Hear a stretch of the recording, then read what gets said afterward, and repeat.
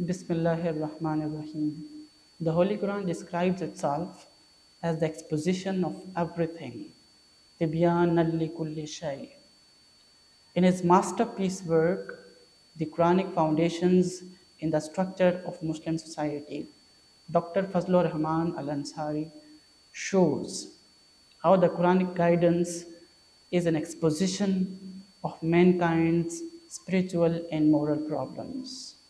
In his own words, the purpose of this book is to state the philosophy and the code of life as given in the Holy Quran.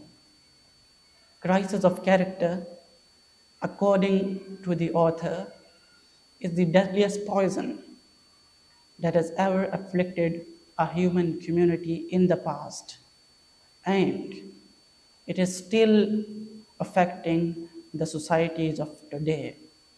So, this work is an invaluable contribution to liberate the humankind and the Muslims in particular to rescue themselves from the crisis of character which results in the annihilation of human communities.